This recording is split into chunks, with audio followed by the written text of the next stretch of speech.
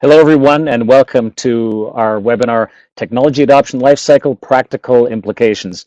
I'm Blaine Mathieu, the CEO and Managing Director of Clear Strategy Group, and I'm really excited about this webinar today. You'll see we've packed a lot of content in here, and really the main purpose of this webinar is not to teach everyone about the ins and outs of the technology adoption lifecycle curve and methodology. That would probably,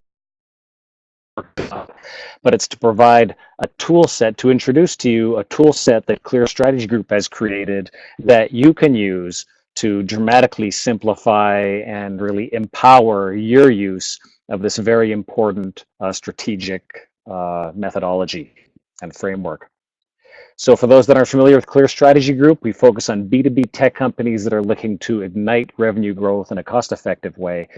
Our folk are experts with many years of operating experience, and we work with you to develop a growth strategy that's aligned with and connected to an effective go-to-market plan. The webinar series that you're watching today focuses on core strategy, product and solution positioning, and go-to-market planning, as I just mentioned. Really informal. We're not reading for 55 minutes off a script like many webinars seem to be these days. In general, about 25 minutes of content, then 5 minutes or so, or really as long as it takes for Q&A at the end. Often we do have guest presenters, and we have a really interesting webinar coming up that I'm co-presenting with another company next week. We'll talk about that at the end. I do record these and I make them available after, and also make copies of the slides available. In particular, with this webinar, you're going to want to ping me for a copy of not just the slides, but a copy of the spreadsheets that make up the tool set and the framework that I'm going to be introducing to you today. That'll be really important and very valuable, in fact. So you definitely want to get the content that we have as a result of this webinar today. So let's talk about what's called diffusion of innovation theory. Now, you're probably thinking, I thought this was about the technology adoption lifecycle, but technology adoption lifecycle is really it's an evolution or an enhancement to this original theory created by Everett Rogers in 1962, which is about the communication and adoption of innovation in social systems, not at all specific to business or B2B technology like we tend to think of these curves and these words these days. In fact, the examples that were discussed in this, what is effectively a sociology text, regard things like the adoption of clean water, the use of clean water technologies in Central America. And by technology, I mean the innovation of boiling water before you drink it, right?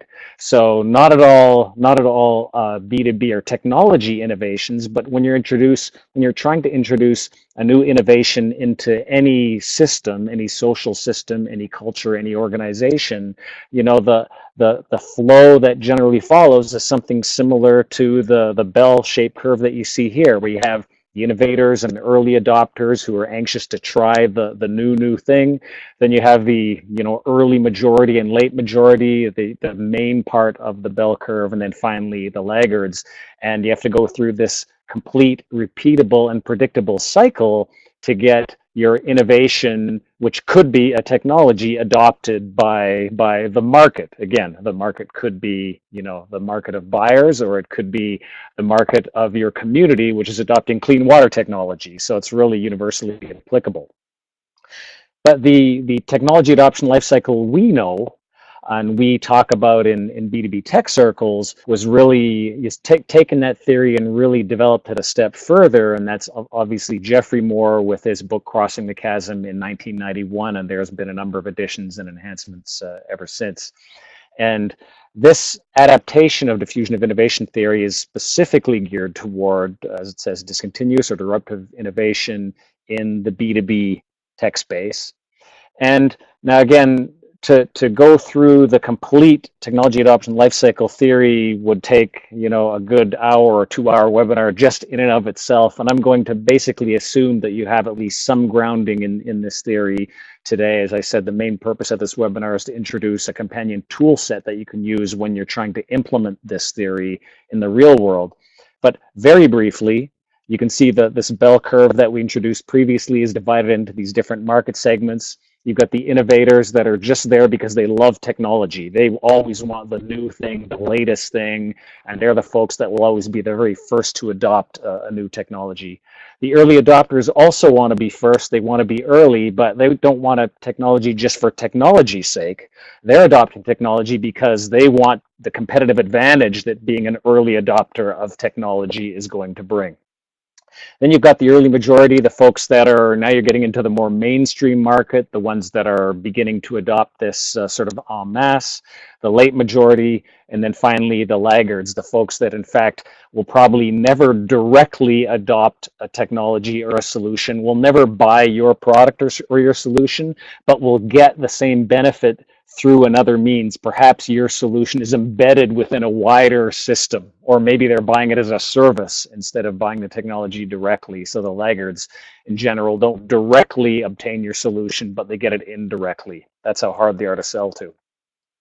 Now, Geoffrey Moore, what I've just described is the standard diffusion of innovation theory that applied to business. That is not really that innovative, but Geoffrey Moore added a few little wrinkles and further twists to this in terms of the very famous chasm, which we all have heard about. And in a nutshell, the chasm exists because obviously for technologies to diffuse, to be adopted, you need references. You need folks saying, you know, this is a good thing, you should use this.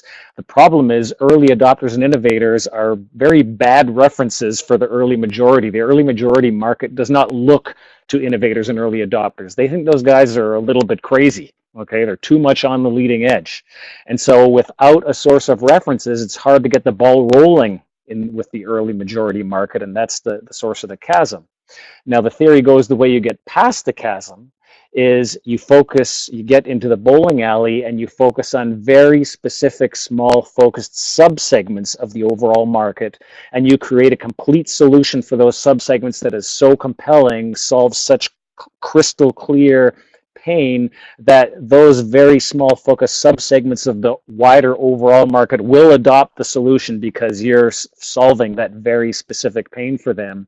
And then they will become references not only for other folks in that small subsegment, but in adjacent segments to continue to knock down the so-called bowling pins in adjacent segments.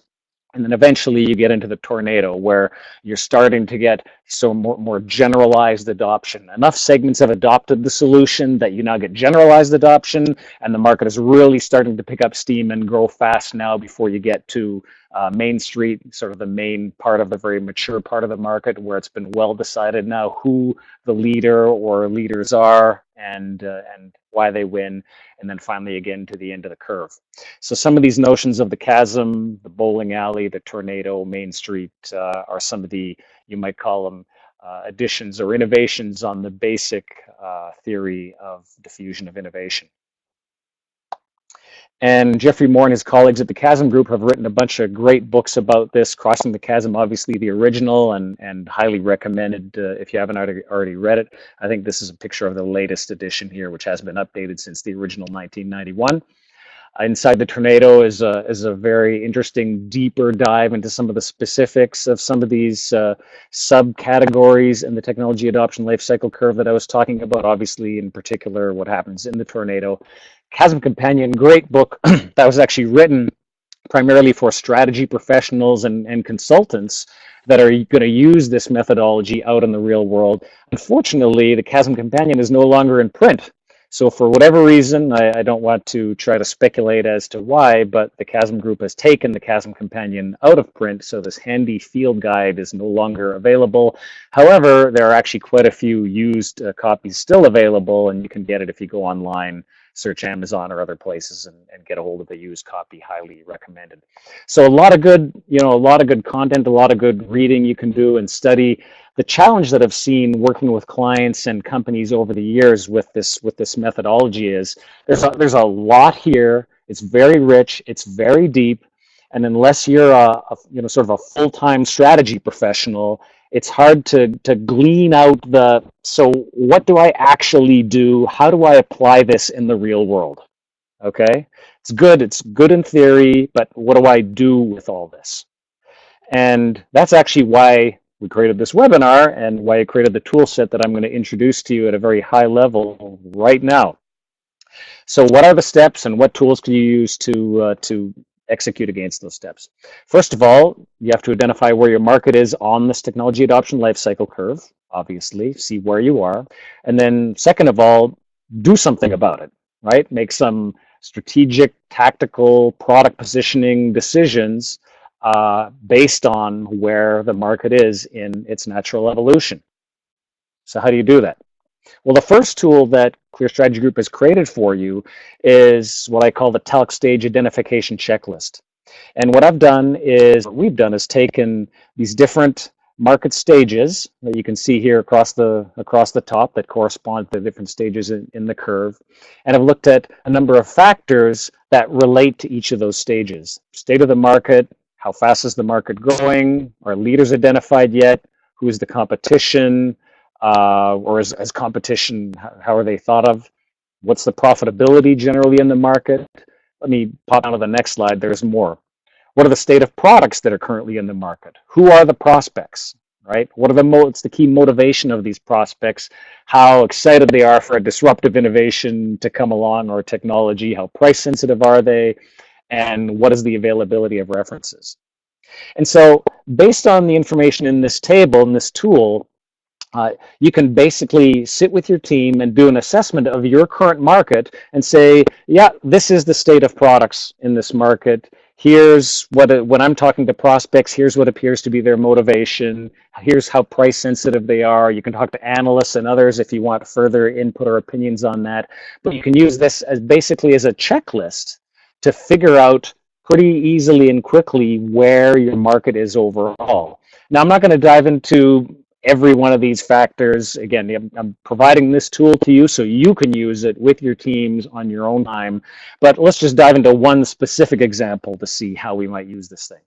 So let's look at the early majority stage, bowling alley. So some subsegments of the overall market, our overall mainstream market, are now beginning to adopt the solution. All right. So the state of the market, demand is beginning to build, market growth is accelerating. There's no cross-industry leader yet, but leaders are being identified in the individual market subsegments. Okay, just let me step back a sec. When I talk about market subsegments, think about it this way. If you think about, say, the ERP market, ERP software market, enterprise resource planning, as being the overall market, okay? Now we think of Oracle, ERP, SAP, ERP. We think of these, this as one big ERP market. But of course, it started with very specific purpose-built, almost custom solutions being created. ERP for discrete manufacturing, ERP for process manufacturing, ERP for technology companies, ERP for this, ERP for that, ERP for retailers, etc. Right? And it took that initial focus on these subsegments of the market to gain traction before you could finally have this overall big market called ERP. And that's what I'm talking about here when I talk about a subsegment, one of these pins in the bowling alley. All right. Continuing with our analysis of the bowling alley, what's the state of products? Well, there are, again, as I just said, segment-specific solutions, but no market-generalized solution yet. Who are the prospects that you're selling to? They tend to be pragmatists. Now, who are these pragmatists and skeptics and others? You'll see in a couple of slides. I've got a breakdown of the characteristics of these different folks, so you'll get a better insight into those as well. So just hold on for that. What's their key motivation? They really need to solve some very specific pain in their segment. All right, retailers just haven't had a good system to run their business from soup to nuts. So some produced suppliers came along and created an ERP system. Probably didn't call it that even, right? Because that name probably didn't arrive until you had the overall market figured out. You had a very specific retail operation system, right? Which is basically ERP for retail, solving a very specific segment pain, right? Their appetite for disruption is fairly high. Why? Because the pain is so high that you're trying to solve. And these are still in the early majority. They're not the early adopters or innovators, but they have a higher tolerance because they really need to solve that pain. And they're not super price sensitive as long as you can actually solve the pain that they have. That's their main number one concern. obviously price sensitivity begins to increase dramatically as you move further on in the technology adoption lifecycle stages. So that's the first thing you should do, is to identify where your market is in the technology adoption lifecycle diffusion of innovation theory. A couple or a few tips here. So first of all, obviously, you're looking for the best fit, not a perfect fit. When you're going through the checklist of items here, it's possible you might think, well, in this particular area, actually products are more mature than for the category I'm in. Or maybe in this other one, the buyer's motivations are not quite where it would be to fit in the category that you think is the right one. But again, you're looking for the best fit. This is a qualitative analysis for the most part, right? Second point is, the analysis you're doing is about the market. It's not about you. So it's entirely possible that you are selling your product into earlier adopters than where the market generally is at right now. Or maybe you're selling into a more mainstream market and the market isn't even there yet, okay? It's entirely possible that part of your challenge is you haven't accurately identified what stage the market is at, and you're not selling, positioning, messaging, having a go-to-market plan that fits that appropriate stage. So when you're doing this analysis, sort of forget about where you are and what you've been trying to do. It might be right, it might be wrong, it might be optimal or not optimal. You're doing a market analysis, okay? Now, the analysis for the market, it is geographically sensitive. Obviously, what's happening in the North American segment of this market is probably different where Asia is, where Europe is, within particular countries. So define your market. We'll talk a little bit more about that before you try to apply the technology adoption lifecycle curve to it. Do some research. As I said, there's obviously most markets, even relatively early markets, have a lot in technology, have a lot written about them. All right. And from that written, even from analysts that cover the space, sometimes you can easily find the information you need to decide what box to check in your TALC identification tool that we're going to provide you with. Obviously, you don't want, this is not the job of the product marketing VP or the CEO to sit in a room and just pick it, right? Brainstorm with your team, get your team together, even better, get some outsiders involved in the process so that you can get some good thinking, not just the folks that have drunk your champagne in figuring this out. And then the final comment here is about, the tornado is the beginning of the rapid growth stage of the market, but sometimes people can get tricked into thinking that the early hype stage of the market is the tornado when it really isn't, all right? So when I'm talking about hype, I'm thinking about the Gartner hype cycle here, another interesting model which sort of fits into this wider model that we're talking about. When a new technology comes around, everybody's excited, right? Think about artificial intelligence, 20 years ago and then 10 years ago, and now here we are again. Maybe finally we're past this into the slope of enlightenment for AI. But a lot of expectations, everybody excited. The early adopters are attending conferences. It's really great. The market might even be growing pretty quickly. Why? Because you're starting from a very small base. Okay, when you're starting from virtually no money being spent in this market, then it's pretty easy to have 200% and 2,000% growth rates. It's the law of small numbers. But what happens is, inflations expectations are overinflated. People are disappointed. The mainstream market has no pragmatist references to look to, so they're not going to adopt this thing, and you hit Gartner's trough of disillusionment before finally things start to come up the other end of the curve. And think about this again as being sort of a rough alignment between those two models. Got the innovators and early adopters driving that early growth, as I said, law of numbers, but then the early majority says, I'm not going to buy a beta product. I need the whole product. I don't need part of the product. I'm not going to build half of it myself. You guys have to, get beyond the hype into the real thing. And I need some other references that I can use to tell me this thing is ready. And that's sort of the chasm that corresponds roughly with Gartner's hype cycle here. So don't assume, back to the key point, don't assume that because a market is rapidly growing, you're already into the early majority. You might just be, with the law of small numbers in the very early part of the market, and probably are. Now, I did hint earlier that I was going to talk briefly about the personas of these different folks that could be the buyers of your application, depending on where you are in the technology adoption lifecycle. And another one of the tools I'm going to provide you is this table, which looks at the different personas across the top here, and then looks at some of the characteristics of those personas here. This could be useful in two ways. First, you could use this table to help you, identify who the personas are, which will help you identify what stage in the technology adoption lifecycle your market is in. Secondly, you can use this table to help you craft messaging and positioning that's most relevant to those different personas. So back to sort of the example we've been walking through with the bowling alley and the early majority, I mentioned pragmatists are the buyers at that stage of the market. In the early majority, their motivation, as I said, is productivity. They don't want technology revolution, but they do want evolution, and especially if it can give them an early competitive advantage against their competitors in the market.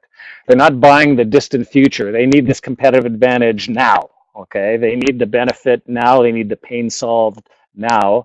They are looking at the long term though, because they're smart enough to know they're going to live with the solution for years to come, right?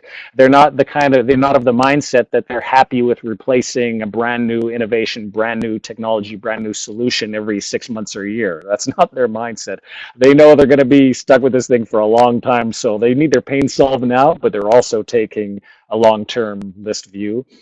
So that follows that they will accept some limited risk. They know they're on the early side of the market, but they want winners that are going to be with them for the long term. They've got resources to spend on new technology as long as it's solving real pain. They do want influence over feature development, but they do not want to be designing the product, right? They're past that. They want a product which already exists, but they do want some input into feature development.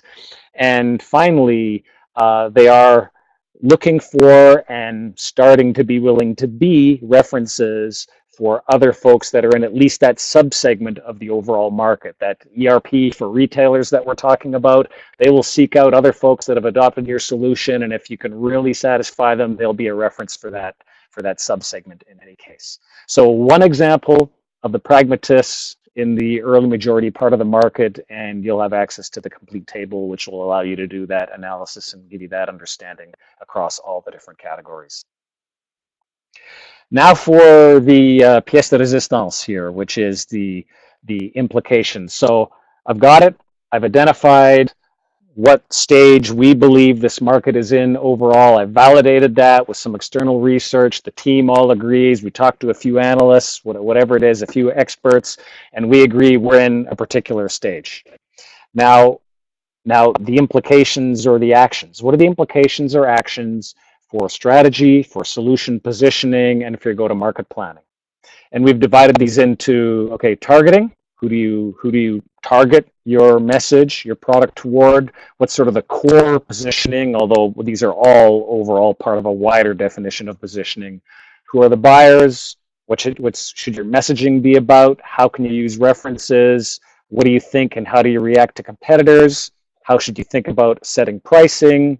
How much of the whole product do you need to provide to your clients? What about geographic expansion? Or should you be thinking about it or not at this stage of market evolution? How standardized is the product offering? Channels, demand gen, sales, corp comms, the elements of the demand gen and overall go-to-market plan. How do you think about those? And then finally, what about on the product side? So to recap, you've identified your stage in the technology adoption lifecycle. Now you're thinking what to do about it. Now the tool set that we've created looks at every one of the different stages of the technology adoption lifecycle. In fact, we've broken it into 6 different stages, including the chasm itself. And we've given you a proposed answer to each of these questions. What are the implications if you're in the early adopter stage versus the chasm versus the bowling alley versus the end of the technology adoption lifecycle? So when you get the tool from me, all that information will be in there. Obviously, we don't have time, nor do you have the patience for me to walk you through every one of these elements right now. So just what I'm going to do right now is continue the example we've been using around the bowling alley. So you're in the early majority part of the market. The market's just getting past the chasm.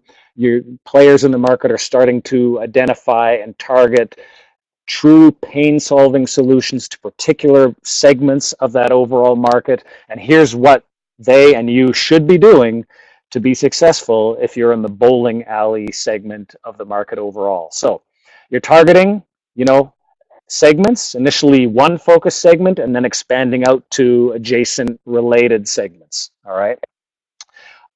For example, to give you an example of what I mean by that is maybe the initial segment is ERP for bricks and mortar retail, but based on your success in there, you can expand into the adjacent online retailer segment, right? Because a lot of the bricks and mortar guys years ago also had online efforts, and ERP matters just as much to them.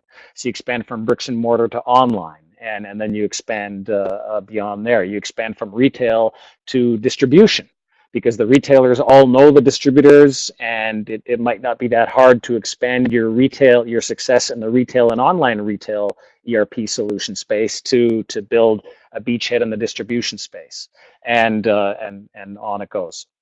So your core positioning is you're gonna claim to be the leader in the segment or segments that you're focusing on. I use the plural here, multiple segments, but remember the core notion is start with one.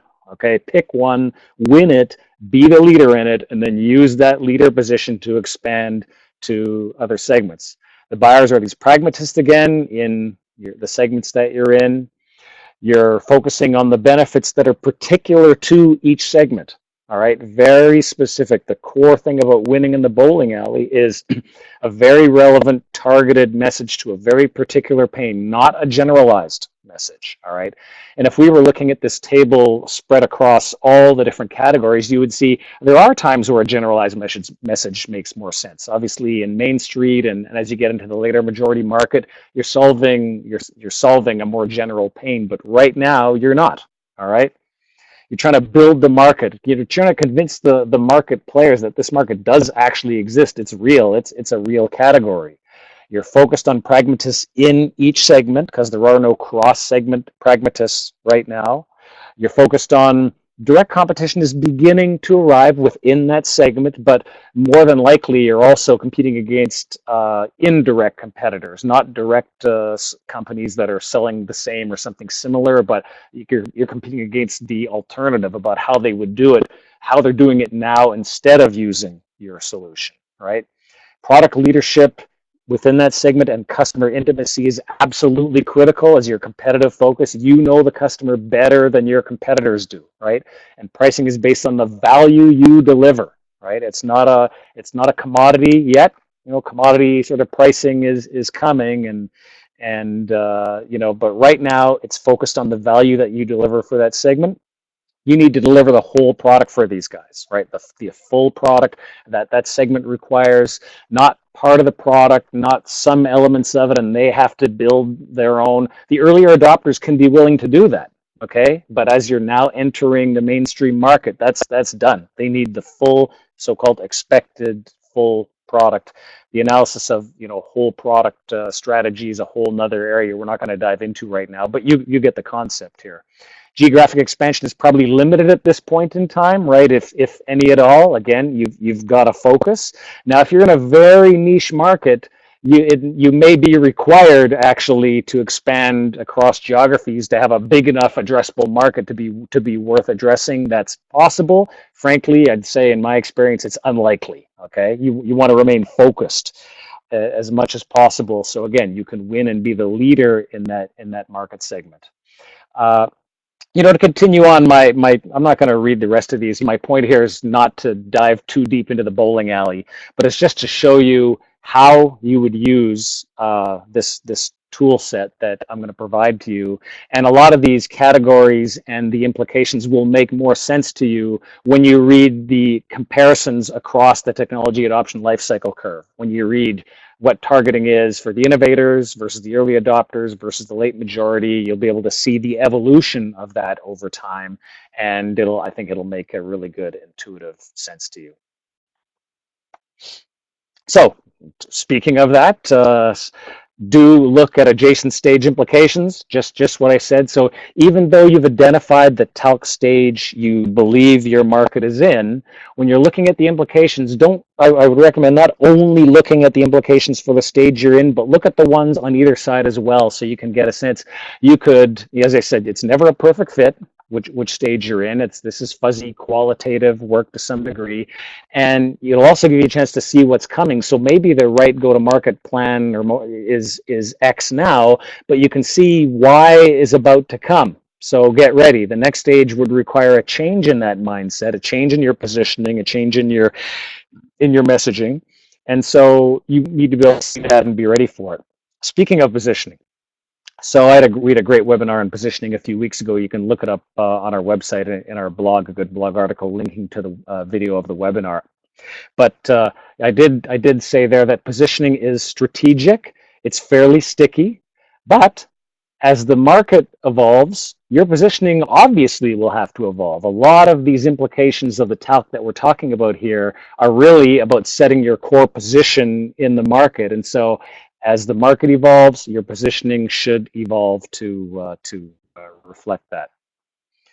Another important note here, if you're growing slow, if you're not achieving your objectives, it might not, in fact, very likely might not be the market stage you're in, unless you've identified that you're toward the end of the technology adoption life cycle. It's probably you.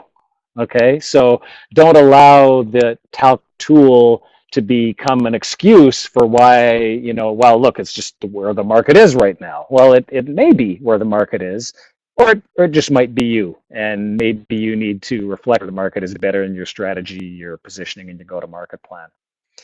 Obviously, especially in early markets, by the time you get to later markets, you have more generalized solutions, the leader is identified, but in early markets, focus, focus, focus. Your market, define your market by geography, company size, industry, whatever factors that that you should use, but focus.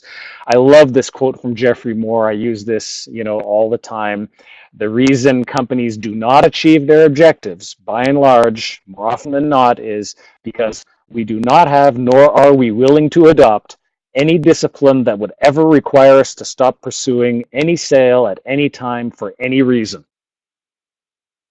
If that probably sounds like situations you've been in before, I know, especially for small to mid-sized companies where every dollar matters, every client matters, it seems like you got to take that deal. And we all know that can hurt more often than it can help. My final comment here is get some help. I've introduced a lot of stuff to you today.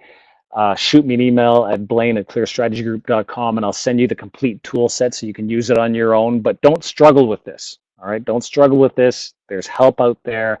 Get an outsider perspective. Get somebody to give you some help in applying this to your business if you think it could be helpful.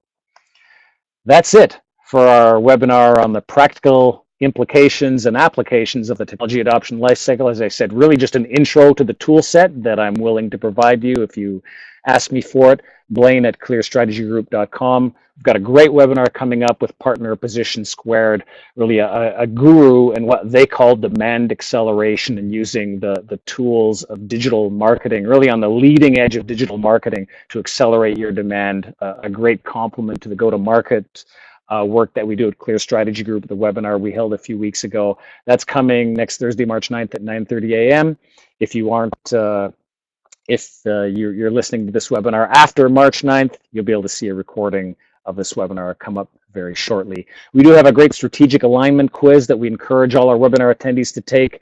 tinyurl.com/align quiz. You'll be able to input a sense of how aligned you feel your team is strategically on positioning and core strategy, and then you'll be able to compare that to the market overall, I guarantee you'll find the results interesting and probably a little shocking.